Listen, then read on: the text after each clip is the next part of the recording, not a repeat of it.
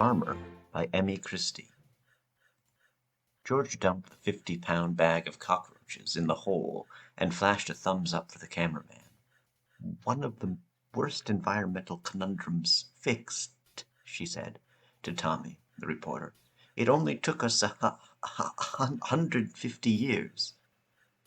The camera panned to the hole, focusing on the 5 biohazard barrels piled in the middle. The cockroach carpet coating them sent chirps and hisses into the air.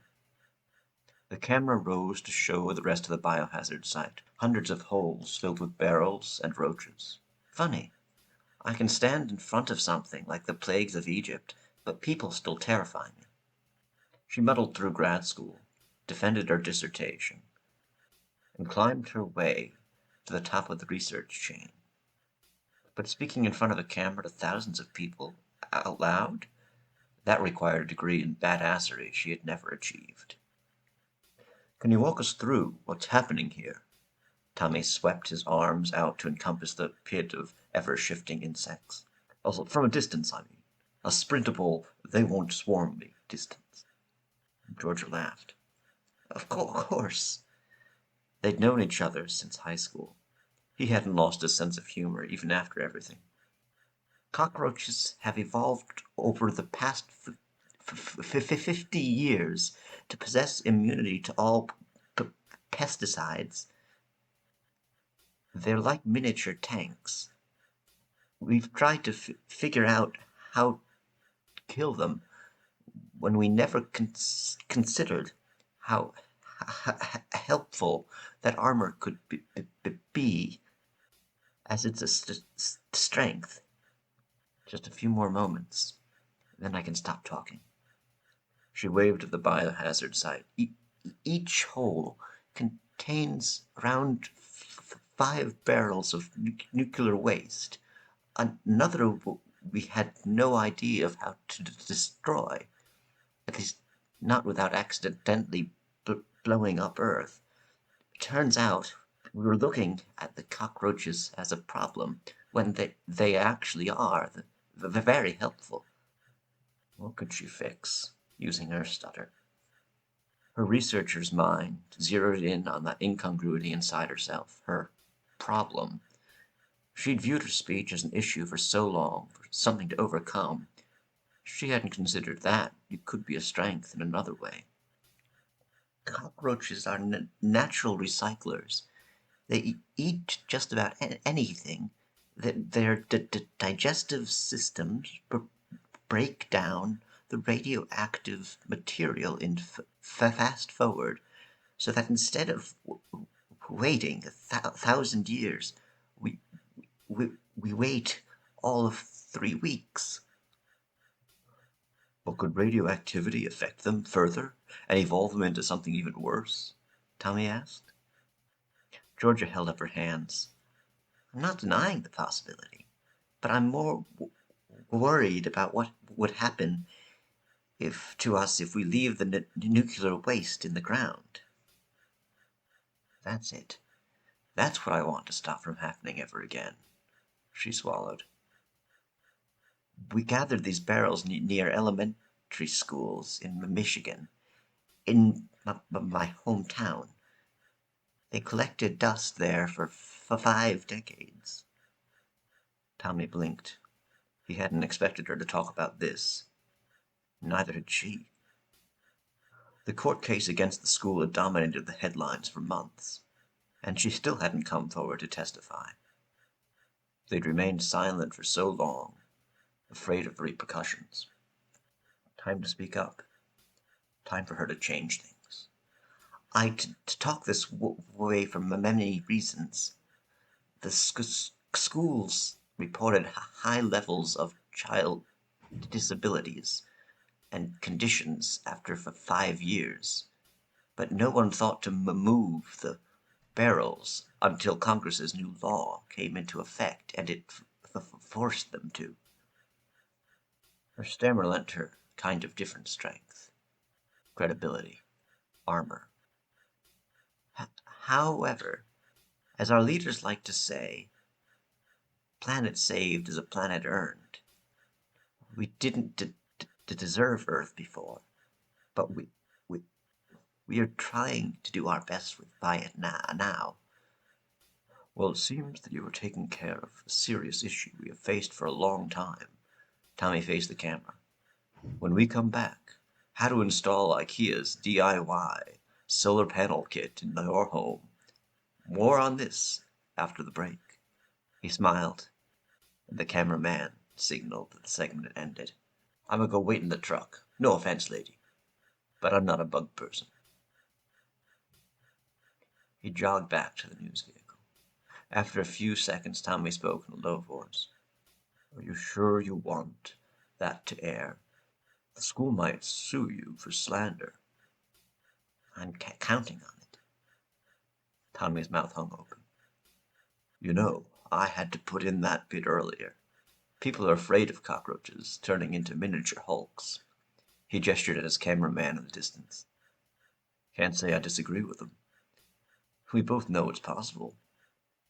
He flexed his pale, scaled hands, which he had covered with a glove, the one he'd had since 8th grade. His Hulk hand. The radiation would likely still break the roach's genes down after a while. Georgia pushed her hair away from her face, her tongue loosened. With just Tommy around, she wasn't so scared to speak. He understood, after all. The biggest obstacle we face in fixing these issues is that people are so afraid of what could happen that they don't do anything about what is happening.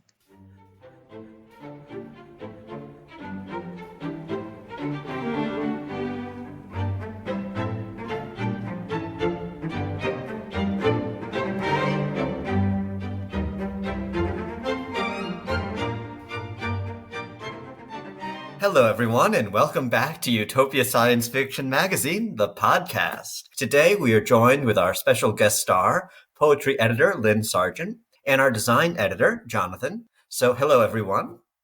Hello. Hello.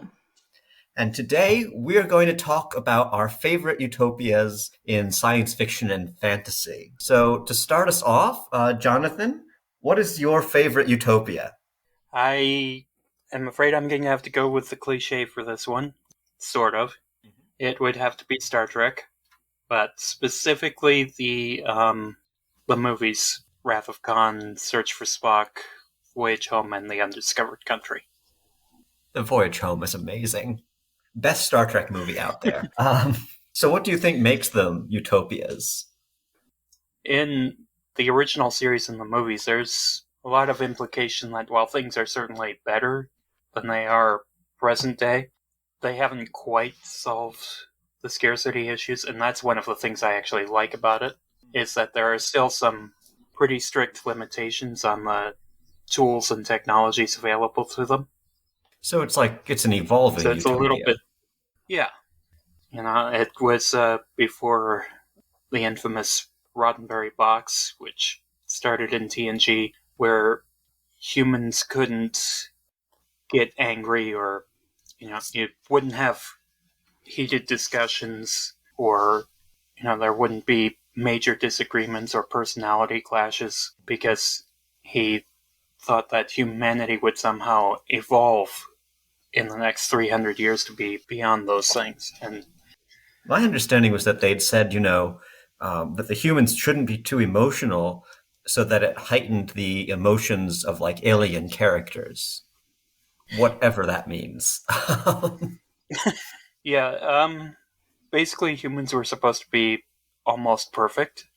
And when you combine that with a lot of the, frankly, magical tools available to them in the TNG era, like the replicators, the holodecks, you kind of make it hard on the writers. Because Western storytelling, and especially television, is built on problems and problem solving. But if you give your characters, it becomes harder to really challenge them. And, that's fine if you're writing a short story or a novel where you have time as a writer to sort of think about how you can still challenge your characters.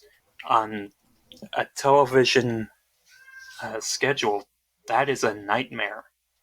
And a lot of the next generation suffered pretty heavily because they just couldn't figure out how to work in these ideal humans and come up with reasons why the technology doesn't work for a given story. But you didn't have that in the movie era. You still had a lot of restrictions on what the technology could do.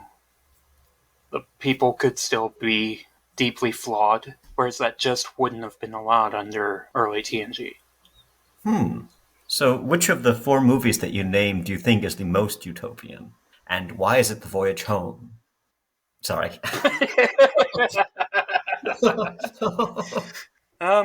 I think that one's kind of ridiculously utopian. You can't go wrong with saving the whales. I mean... I was going to ask if that was the one with the whales. I'm not like a huge Star Trek person, but that is one of the movies that I've seen.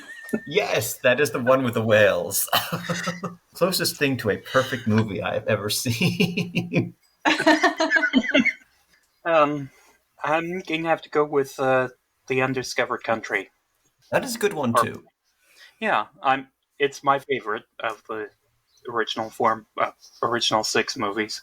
It's not the most utopian, but it does the most work towards a utopia. As I mentioned before, a lot of the characters say some pretty nasty, almost speciesist things against Klingons, but it's understandable why they would be that way under the circumstances when you think about this. The movie was literally the Berlin Wall coming down in space. So, but it's completely understandable that all of their encounters have been with the Klingon military and always as enemies. So it's understandable that they would be deeply prejudiced and mistrustful. All right. What about you, Lynn? What's your favorite utopia? So I came into this podcast with a list of 4 things, which is actually secretly a list of more than 4 things. And I've just added a 5th to the list while we've been sitting here talking. So favorites are hard. So I'm just going to, sort of like talk through my list very briefly. So of course, I think we need to mention Ursula K. Le Guin. And of course, you can't pick just one Ursula K. Le Guin utopia. I think my top 3 are probably The Dispossessed, Omelas, and the word for world is forest. And I love all of these utopias because, I think Jonathan pointed out a really important point, which is that stories seem, at least in a Western sense or seem in a classical sense, to need conflict, right? So like there has to be something that goes wrong in this utopia or something that is like not quite right. And I think that Ursula really interrogates like philosophically why we think utopias can't work and whether or not that's accurate or not. I think that like she really set the groundwork for that. My next example, so I wanted to bring in a fantasy one because I know that we're science fiction, but I think that fantasy utopias are totally a thing as well. And I'm a really big fan of Seanan Mcguire's Wayward Children novellas. So I think these are really interesting because basically the concept, if you're not familiar, is that there are these children who have gone off to like Narnia or like their own personal Narnia, basically. And so the world that they go to is in some sense a utopia for them, but is really not a utopia for anyone else. So like, for example, there's this like horrible, like Frankenstein vampire kind of world that like 2 of the girls really love because like that's where they feel at home. And so I think that this series really points out the personal nature of utopias, right? Like, if you're some like capitalist billionaire person, I don't know, is Star Trek a utopia for you? So I really think that series like points out that sort of like aspect of utopia. And then another utopia that's near and dear to my heart, and I think probably what I still think is like the most utopia, if utopia we're going to take to mean a place that I think is a good place and a place that I would like to live, is Robert J. Sawyer's Utopia from the Neanderthal Parallax. So this utopia imagines a world in which Neanderthals evolved instead of Homo sapiens, and they live in a world that's basically without crime because everyone is under constant surveillance, but nobody watches the surveillance unless there's something that goes wrong. And of course, it's still not a perfect utopia, but like it's a bisexual paradise without scarcity. And, it was written like, I think it came out back in like the early 2000s. I was quite young when I read it. And so this was like revelatory to me as a baby queer. And especially like, I think for that time period and just like the idea of like this sort of like crimeless intellectual, open society. And then some more utopias that I've come to later on. I recently really enjoyed Kim Stanley Robinson's The Ministry for the Future. And I think this is a really important utopia for today's world because it's basically like climate change is going to happen. What's the least bad future we can imagine knowing that it's going to happen? And I think that's an important kind of utopia to understand as well. And then finally, we come around to Becky Chambers, who's got her delightful Long Way to a Small Angry Planet, Closed in Common Orbit, like that. I don't actually know what the series as a whole is called. It's interconnected, but not, Are they the not a linear narrative. Waysiders, I think. Waysiders? Okay, cool.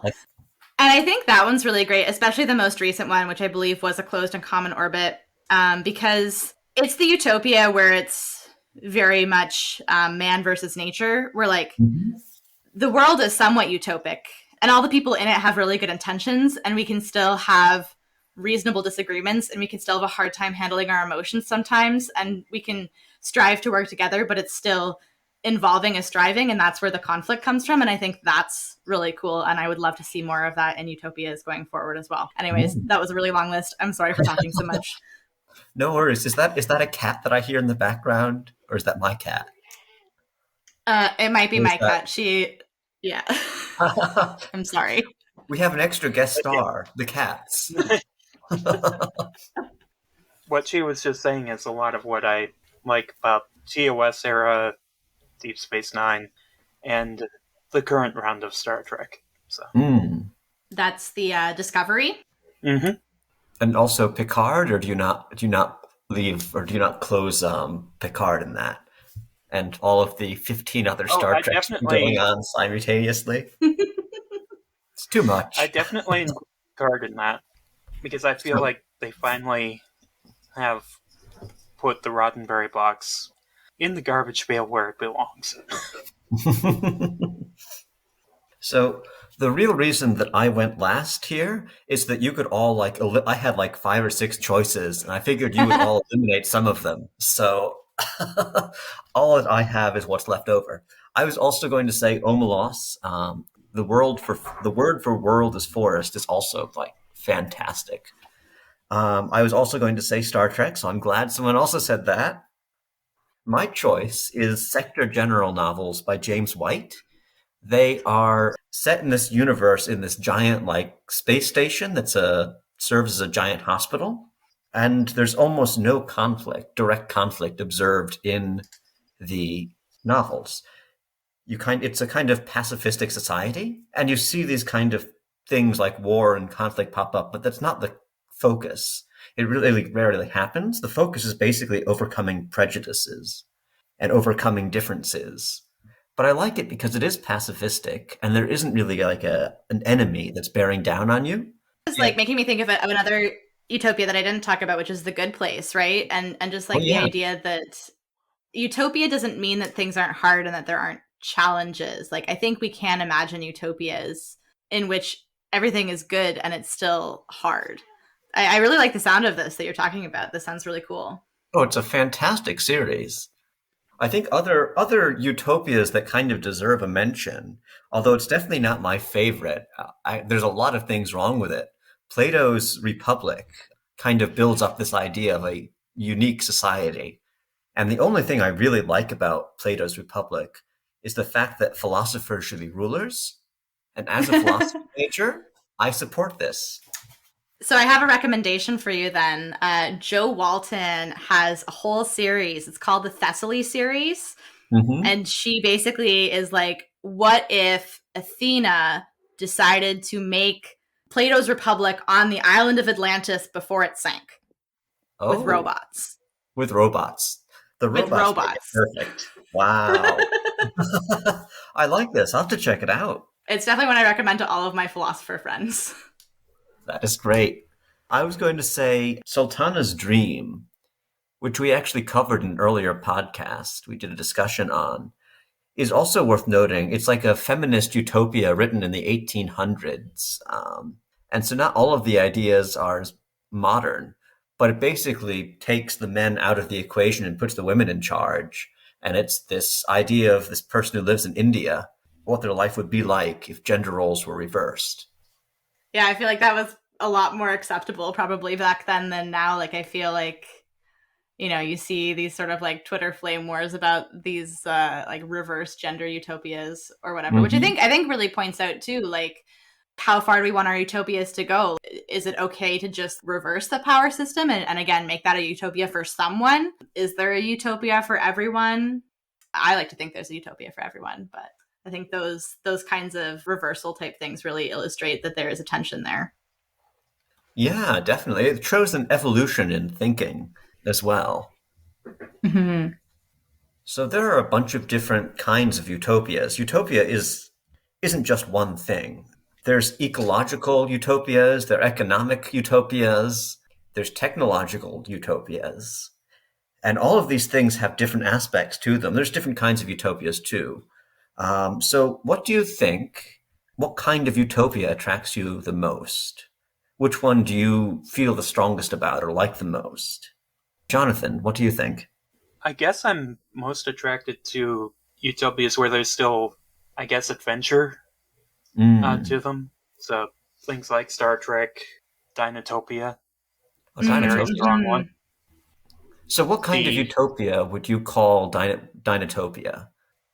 It's definitely an adventurous one. So like there's still serious dangers on Dinotopia, but it's a very idealistic society where humans and dinosaurs live together. I feel like ecological, like it's an ecological kind of utopia, because you have these animals living in peace with the island. Yeah, you have the dinosaurs and the people living in peace with the island. So the technology they haven't flattened all of the forests or anything like that.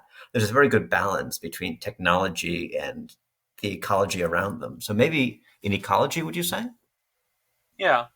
You know, there's a lot of exploration still to be done, even on this small lost continent. And so I kind of like, you know, going to new places is it's one of the things I really like about The Expanse, which wrapped up recently. And I don't want to spoil it, but I feel like while it isn't a utopia in and of itself, I feel like, especially the last season, they've sort of laid a roadmap towards building a utopia. I feel like the common uniting theme there for you is maybe the act of becoming a utopia. So evolution of utopia, rather than being in a utopia to begin with. And seeking out different cultures and really learning to work with them rather than treating them as enemies to be feared. And sometimes that's not an easy thing to do. Yeah. That's one of the things that I like about The Undiscovered Country is it is completely sense-making that neither side trusts the other. And how difficult it can be to move past that. I feel like I really need to rewatch The Undiscovered Country now. It was a good film. And yeah, I see exactly what you mean there. So Lynn, what do you think? So I guess I'm sort of two minds about this. I think intellectually I'm really drawn to economic utopias because I like people that are smarter than me explaining complex concepts to me, and I feel like a lot of economic utopias try to take real world ideas about economics and like political theory and try and make it work, right? Like they play in this like utopia sandbox to try and show a way forward, and I really intellectually appreciate that. I think though in my heart, I think maybe I'm like Jonathan though, where I like the ecological utopias, the social utopias. Like if I'm thinking about places that I actually want to live, I'm totally okay with like sunshine and rainbows and everything being like a happily ever after. If I think about like where I'd want to be, I would want to be in a place that was already a well-established utopia that had all the nice things. But if I think about like what I like to read about it, I mean, the answer is both, right? It's like, am I reading because I want to like grapple with difficult ideas, or is it because I want to have a little bit of escapism? And, you know, it just sort of depends on what mood I'm in that day. Yeah, that's a good way of putting it. I definitely feel like I personally also prefer like ecological utopias. Some of my favorite stories kind of deal with the ecology of like a new world and how you interact with it without destroying it. Grandpa by James Schmidt. It's a short story that kind of deals with that. It's one of my favorite short stories. And also like social utopias. Utopias with a kind of stable, supporting society where there's more equality between the various branches. So do you think of your favorite utopias that you've listed, is there a common line or like a similarity between all of them? Or are they different enough? Yeah, I'm a variety person, so I think anyways that mine are like fairly different. And I think when I was coming up with this list too, I was trying to think of what else can I bring to the table, like what, because there's so much to Utopia, right? Like, and like this is something that I love about being an editor on this magazine is that I think that to perhaps like a, I guess, uninitiated person or like someone who just like wasn't in this, I think that it was fairly simple. Like how can you do utopias for how many issues have we had now? Like 12, 13? 3 times 6, we're going on 18. So we've had 16 because we have 2 more issues coming up. So 16. Yeah, so I feel like people might look at that and say, you know, how can you fill like 16 issues of a magazine with just Utopia? But there's so much breadth here, right? There's such variety. And I think there's always new things that you can be doing with it, especially as like our ideas of what a utopia is evolve, and especially as our need to like carve out a good future for ourselves, kind of figure out what those challenges are. Solar punk, for example, you know, I don't know if solar punk exists without a climate crisis. And this is something I'm just not sure about. Like would like Plato's Republic is a really good example of this. Like I don't really think he talks about the climate in the Republic, but I think it would be weird for a utopia that was written now to like not address that aspect of things. So yeah, the breadth is really what attracts me, and I think that all of mine were different and by design. Yeah, there's a certain like diversity to Utopia, and it's a lot more complex than people originally think of it. People can tend to like blanket as a perfect place and leave it like that. But when you dive beneath the surface and try to explain, okay, what is a perfect place, or how do you get there? And what are some of the complications that arise as you're traveling to that destination? There's like an infinite number of stories that can explode from that point. And so you really do get a lot of diversity. And there's a lot of different types of utopia. A place that's an economic utopia may not be an ecological utopia. And something that is, you know, a social utopia may not be a technological utopia. I think there is a line through my favorites. Like Star Trek is all about exploring and embracing diversity of thought and form. The Expanse is about human beings as humanity expands and starts traveling throughout the stars, how they start to divide and have to come back together as one people. Star Wars, it's not a coincidence that the Rebel Alliance has a bunch of aliens in it, whereas the Empire is human-centric. Of course, Dinotopia, you have not just different humans from different cultures and times that have all come to this island, but you have literally hundreds of different species of dinosaur all living in these cities and working together side by side. I think because my introduction to Dinotopia was the mini-series that came out before 9/11, you know, there seems to be a division between the predatory dinosaurs and the herbivores, but going through the first book, there's an illustration that features a crocodile helping out at a forge. So I feel like the inclusivity is a major through line through all of my favorites. Yeah. This was a fun topic to discuss. Like, I really enjoyed this. So that's all the time that we have for today. Thank you, everyone, for listening, and thank you for joining us, Lynn and Jonathan. Thank you for having us. Thank you for having us. You've been listening to Utopia Science Fiction, the podcast. If you like what you heard and want to hear more of our podcasts, please check out our website, www.utopiasciencefiction.com. If you like what you heard and want to continue to support us and help us to produce more amazing stories and more podcasts, consider joining our Patreon. Just follow the link below. You'll gain access to exclusive content available nowhere else, behind-the-scenes looks at what goes on in the magazine, meetups with the editors, and much more. And also a huge thanks to our Kickstarter supporters, who've gotten us this far, and to every one of you who supported Utopia Science Fiction. Thank you, everyone, for listening. We have a wonderful future ahead. We've just got to get there. So now, let me close and say goodbye with our usual refrain. Let us go boldly, onward, ever onward, onward, through the impossible.